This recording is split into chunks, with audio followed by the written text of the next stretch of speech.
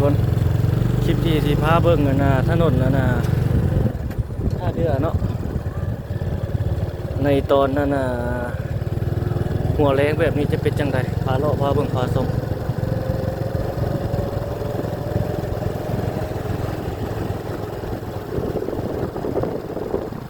ถนนคูเวียงทุกคน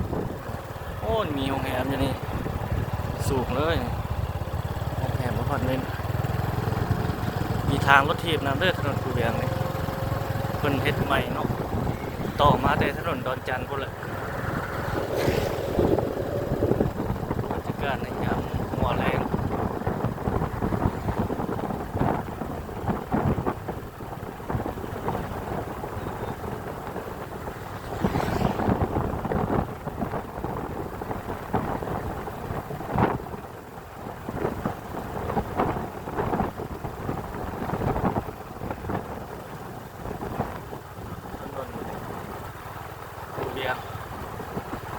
เขตนี้นี่ยังเป็นแบบบ้านๆเนาะท่านบ้านเราเดิมเขาอยู่แต่ว่าเขตบ้านเพียวัดพุทธเขตนั้นก็จะเป็นเขตเศรษฐกิจเลยเขตนั้น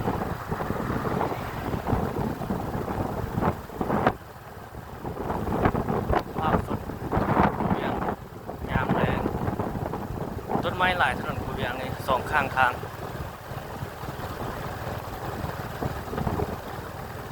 แต่ก่อนเพื่อว่าถนนคูเวียงนี่เป็นคูกันน้ำละล่าในสมัยก่อนคนนะ40-50 ปีหลังคนนะว่าตอนนี้พัฒนาขึ้นมาเป็นทางหลวงใหญ่เลยของเขตนี้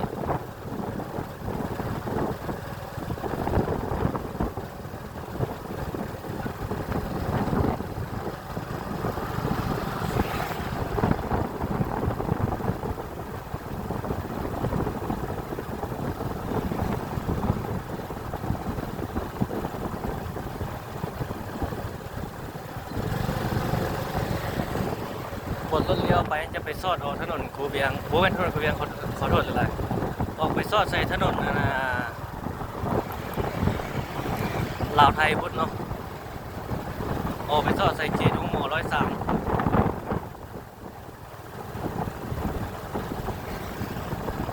บรรยากาศสดๆยามแรงถนนคูเวียง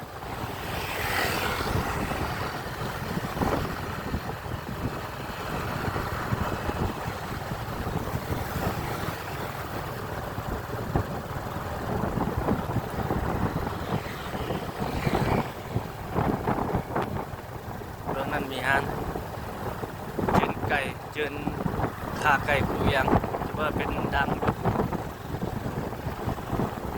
มันก็จะออกมาเลย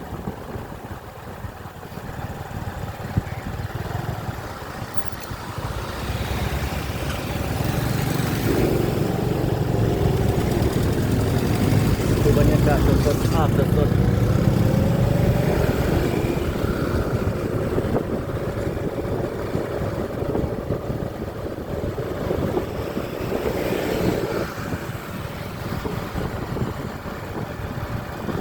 เสียงมันอย่าง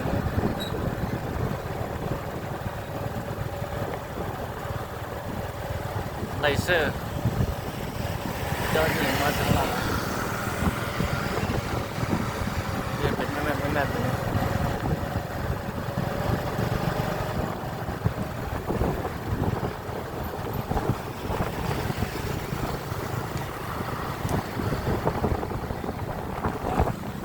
ตึกตรงหน้าเขาเทียนยกเยอะเขาเจ้าตึกมันอยู่เวียงจันทร์ไล่เวียงจันทร์ไม่อย่างเอาบนเนี่ยเขายังบูนะสื่อละเอียดครับเป็นส่วนการค้าใหญ่อยู่ไม่อย่างประมาณนี้พวกตามเขาเข้าใจคร่าวๆประมาณนี้แหละไลเซ็นเตอร์เวียงจันทร์ว่าไม่อย่างประมาณนี้พวกถ้าท่านใดรู้รายละเอียดก็คอมเมนต์บอกเขาเลยนะไลเซ็นเตอร์นี่สูงแล้วคนเด็ดประมาณนั้นละตรงนี้แล้วละทางนี้ก็นี่แหละเป็นจีนแต่เป็นลาวได้หัวมือเดียวที่เลี้ยวขวาไปนี่จะไปถนนดงปลาณ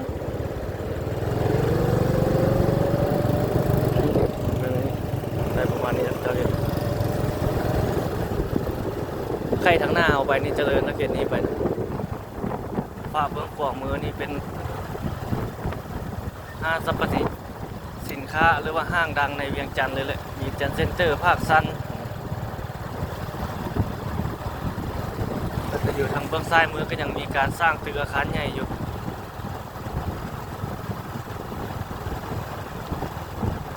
บรรยากาศสดถนนคูเวียงรถโบราณบันไดนี่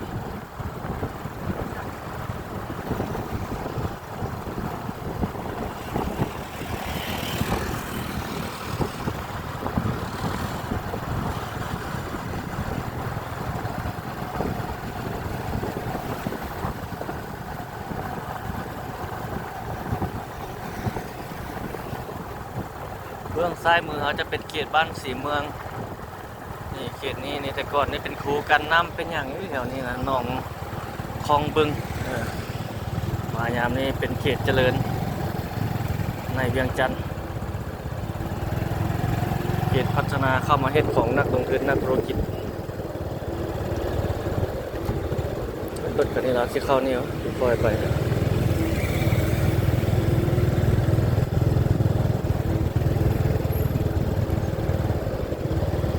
เข้าได้เนาะข้างหน้าไฟมุ่งมันเป็นตึกโรงแรมเลยนะ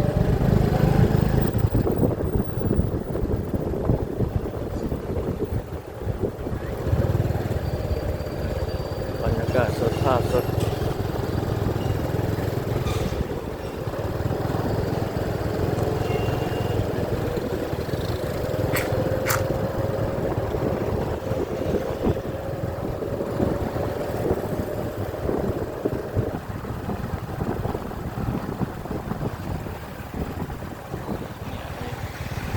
เซ็นเตอร์ภาคซันเขตนี้ตัวนี้กำลังสร้างอยู่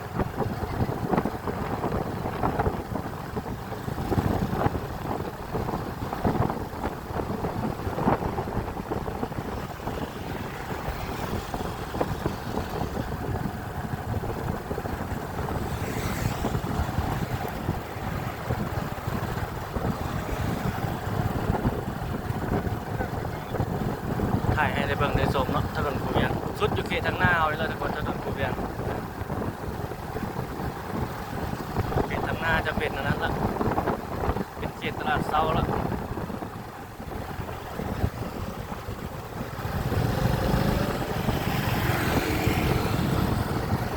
ไปสอดใส่ถนนกันนะ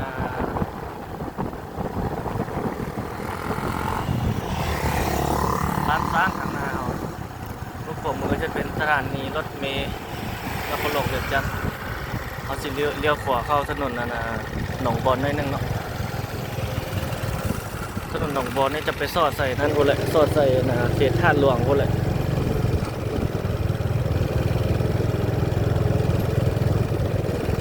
ผู้ BRT เป็นอย่างแรกอยู่ด้วย BRT ข้างในนี่มีตลาดแสงสว่างโอ้ปิดแล้วโอ้ปิดเนาะเปิดเนาะถ้าคนบ่หลายคนใด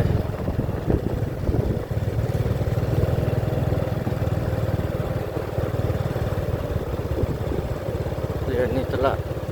ด้านหลังตลาดเช้าจะมี BRT อยู่นี่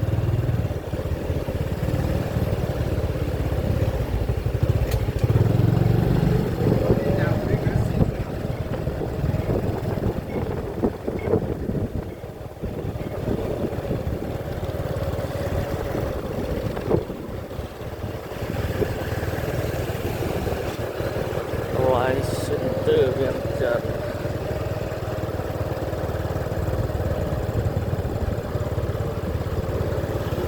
เดี๋ยวผ่านเข้าไปในตลาดขัวดิน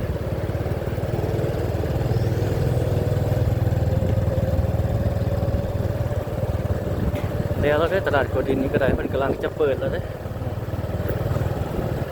แล้วหลายเปอร์เซ็นต์ละ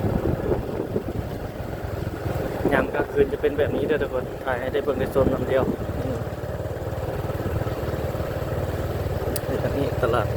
ขัวดินแล้วละตอนกลางคืนก็สิประมาณนี้แหละเจ้าเสาละเอเวียก็ได้ไกลสิแล้วละกำลังปรับเนาะปรับปรุงตกแต่งภายในอีกบุตรก็น่าจะเปิดเป็นทางการละ รูปปั้นพญานาคนี่ประเทศนี้บทแพ้เขียวๆนี่รูปปั้นพญานาคใหญ่เลยมีบนจอดรถชั้นใต้ดินถือว่าประยุกต์เลยยกเก่ากับยกใหม่ผสมผสานเดียว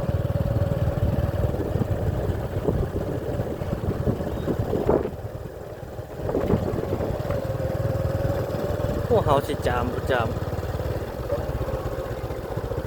มีเขตด้านหลังสุดกันค้าเบรกกันซิสเตอร์ภาค3เขตเหยียบหัวอันดังเลยมันมีเหล็กเรามาใกล้ใส่โอ้ฟ้าลมไหมคือฝนตกโอ้เบอร์นี่อันนี้มีตูบพระเจ้ากินนะอาหารกินเหล้ากินเบียร์แคปปอกแคปปิ้ง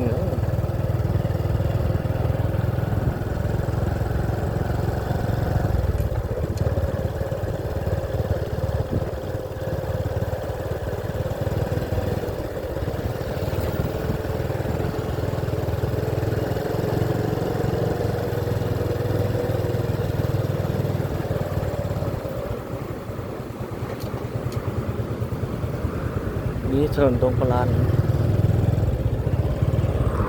เขตนี้มันดงโทรศัพท์ดงหน้าที่เขตนี้ซ้ำศอกซ้ำซุ่ม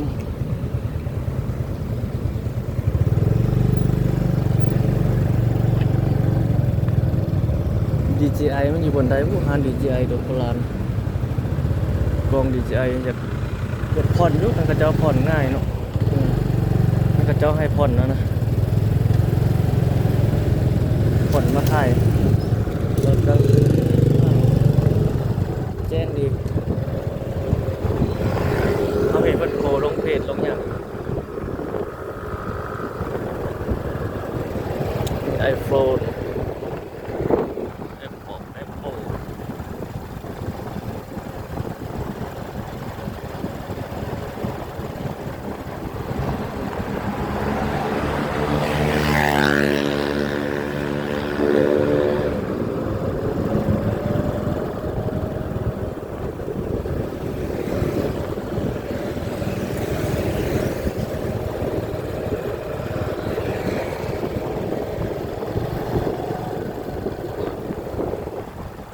จอดไฟแดงก็40 ใบ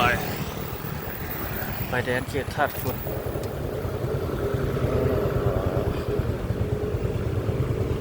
ใบเปอร์เซ็นต์มันได้จุดไหนไป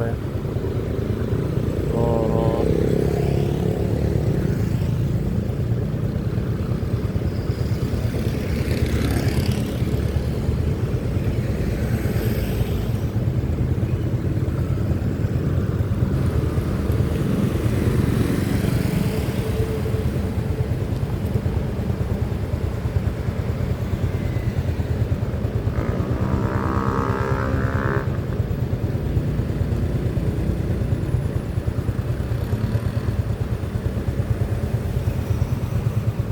ไปแล้วกันนะ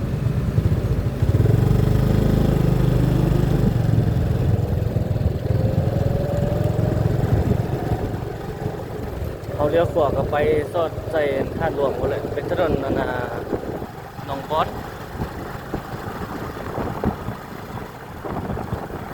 เขาจะเล่นซื้อเขาทำงานนี่ก็ใส่ถนนเจ้านุถนนอานุจะเล่นถนนอานุก็อย่างประมาณนี้แหละโอ้ลงตัวไป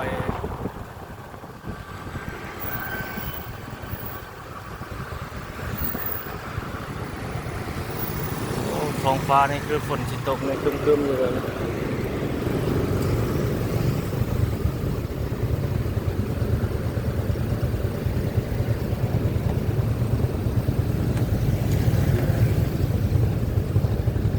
จอดอยู่พี่จ้ะ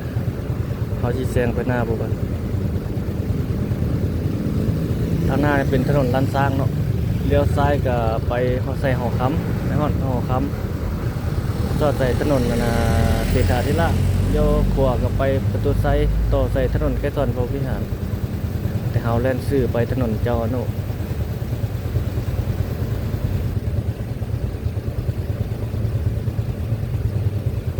บรรยากาศสดๆทุกคนเลย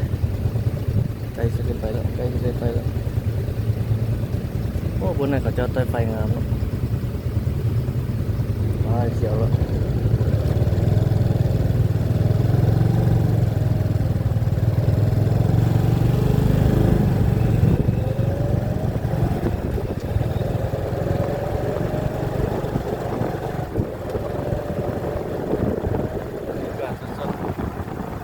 การสัญจร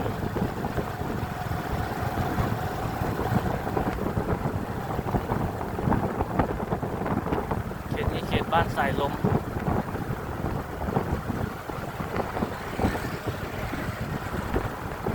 บ้านสายลมนี่คือว่าขึ้นกับเมืองจันทบุรีแล้วก็บ้านสายลม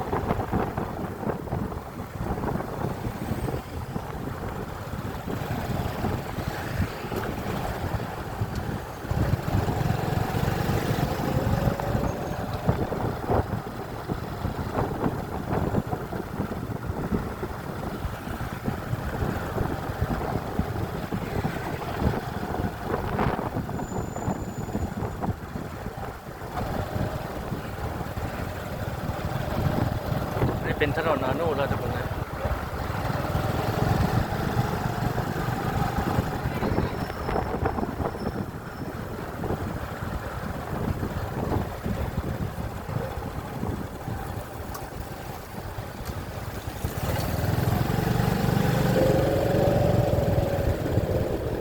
เขตบ้านหัดสดีนะเราเลี้ยวซ้ายไปนะเราจะเลี้ยวขวาลงไปทางนั้นพุทธเขตบ้านนานู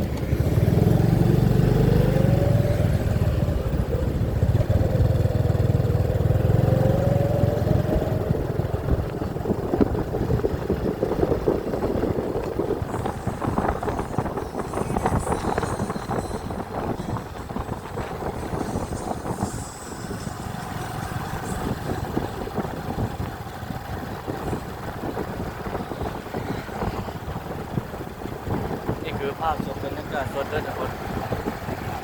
ผ่านด้านเบิ่งส่งไป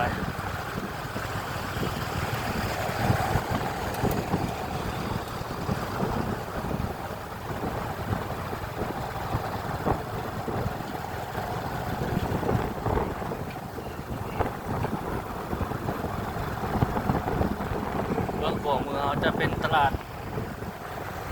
เวียงจันทร์450 ปี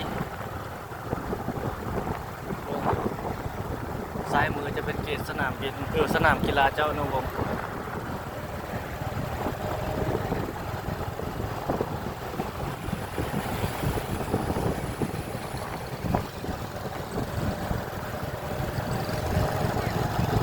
เบื้องขวามือเขาเนี่ยจะขึ้นกับเขตบ้านท่วงขันคำด้วยทุกคนเลยท่วงขันคำเมืองจันทบุรีนครหลวงเวียงจันทร์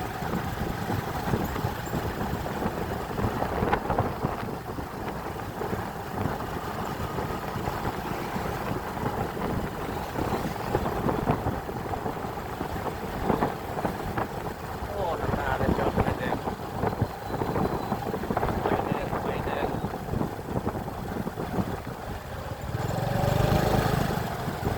น่าจะไม่ได้จอดโดนนะผมใกล้สีเขียวแล้ว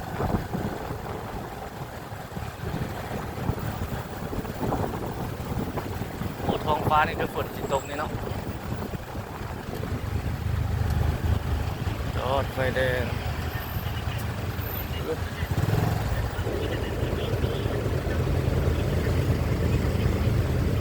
เลี้ยวขวาก็สอดใส่บนแหละไฟแดงลงไปทางทุ่งขันคำไปทอดตันมีไซพวกนี้ไปซื้อก็ทางเอาไปซื้อเลยก็สอดใส่อันน่ะแคมของพวกเลี้ยวซ้ายนี่ก็เข้าไปเขตตลาดเข้าไปเขตตลาดสีหอมเข้าไปเขตตลาดบ้านหายโศก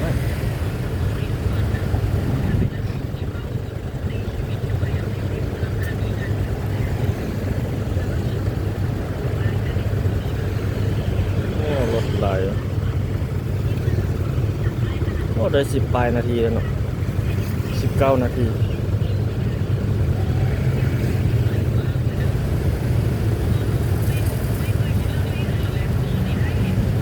ป้ายแล้วเนี่ยจากพระเจ้าใส่เครื่องเสียง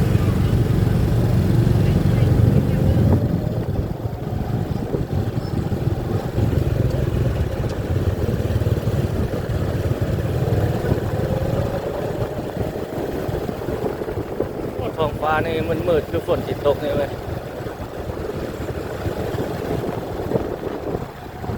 เดี๋ยวบนกินเดี๋ยวกว่าก็ไปซ่อนใส่เกศโคหลวงไปซื้อซ่อนใส่แคมป์ของ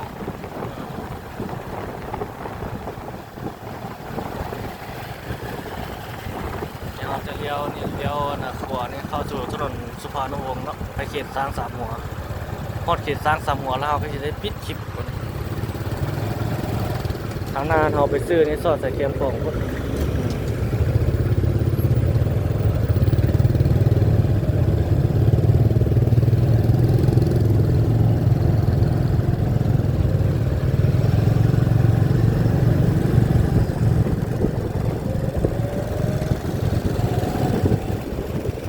ทางหน้าเขานี่อันเขตนี้จะเป็นเขตบ้านสีหมอจันทบุรีนครหลวงเวียงจันทร์ถัดไปทางหน้าก็เขตสร้างสามหัวแล้วเขตสวนพระยาพามุมแล้ว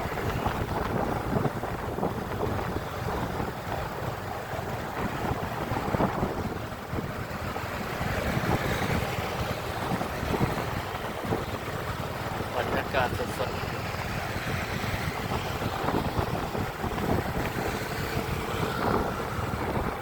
จากนี้มีห้างสินดาดังเลยมีคนรถข้ามไปห้างสินดาดังนี่ก็มีห้างสินดาดังสองห้างเรียนเดียวอยู่นี่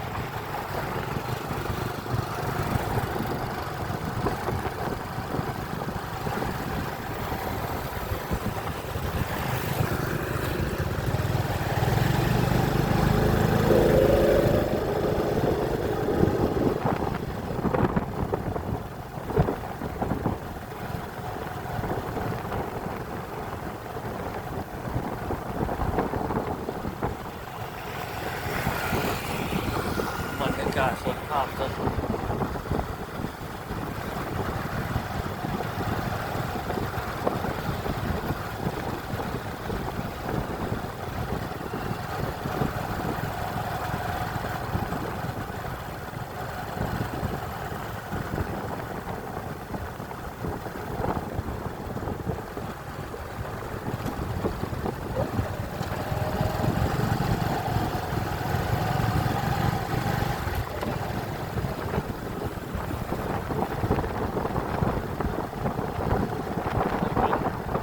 ซ้ายมือหุบวันพญาฟังงมแล้วในเขตสวนพญาฟังงมแล้ว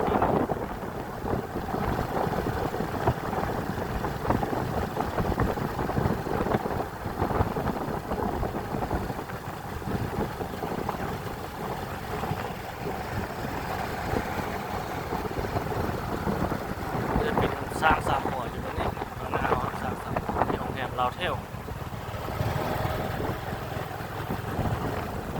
พอแล้วก็เอาอีกอัปเดตไปแต่ละคลิปเนาะบางคนบางท่านเพิ่นเข้ามารับชมใหม่ก็บ่เข้าใจก็มีถ้าผู้ใดติดตามมาเอามาแต่ก่อนก็น่าจะเข้าใจแล้วสไตล์การถ่ายของเรานะเอาฮอดปีแล้วได้ทุกคนวันนี้ฮอดเขตบ้านขุนตาแล้วขอบใจทุกท่านที่เข้ารับชมคลิปของเราเนาะเดี๋ยวเรารับชมในคลิปวิดีโอถัดไปว่าเราจะไปถ่ายใส่อัปเดตยังให้ทุกท่านได้เบิ่งได้ชมเองนะครับก็อัปเดตเรื่อยๆถ่ายเรื่อยๆให้บรรดาท่านได้เบิ่งได้ชมเนาะเอาพบกันใหม่ทุกคนสวัสดี